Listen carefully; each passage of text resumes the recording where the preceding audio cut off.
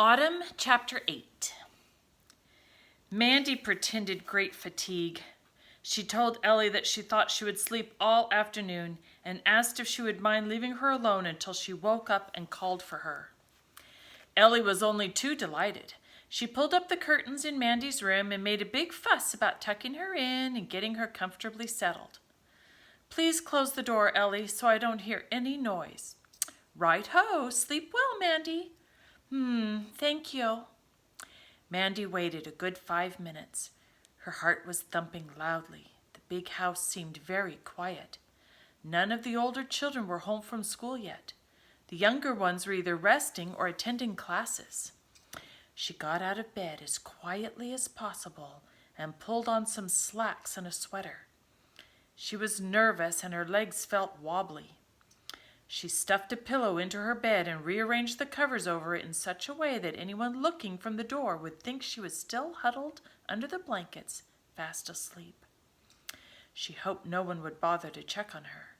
With any luck, she would easily be back within the hour. Pulling open her bedroom door, she looked down the corridor. Not a soul in sight. She stealthily made her way down the stairs. It was quite terrifying to imagine being caught, and she had no ready explanation for her disobedience. She didn't dare think of the consequences if someone should see her. She paused at the bottom of the stairwell and tried to gauge where the sounds in the house were coming from. She could hear Alice in the kitchen talking to Ellie. A typewriter clacked in Matron's study. Quietly running to a side door, Mandy tentatively opened it and was greeted by a blast of cold air. It was blowing hard outside. The wind was whipping around the corners of the big house. Ominous clouds chased each other across the gray sky. Mandy hesitated. The cold air penetrated her clothing and seemed to reach to her very marrow, making her aware how feverish and vulnerable she was. But she had come this far, and having made the effort, it seemed silly to turn back now. It was imperative that she leave some word for an admirer. If she kept moving, she would stay warm. She hurried through the orchard, keeping low in case someone spotted her. She came to the foot of the big wall and looked up. It towered above her head. She had not noticed how really high it was until today. If only the big gate could have remained unlocked, she wouldn't have to make this terrible climb. Shivering, Mandy grasped for the familiar footholds and slowly pulled herself to the top.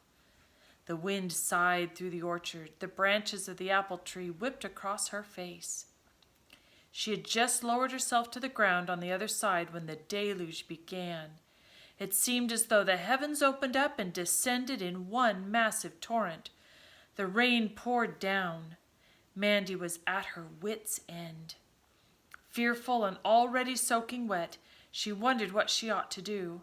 She didn't have the energy to climb back over the wall. Taking refuge under a tree seemed foolish.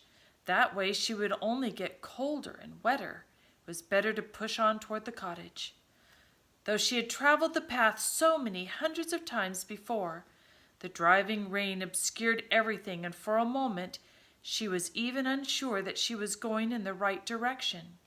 But then a flash of lightning split open the sky, and she saw for an instant the clearing, and her little cottage brilliantly illuminated in the furious downpour.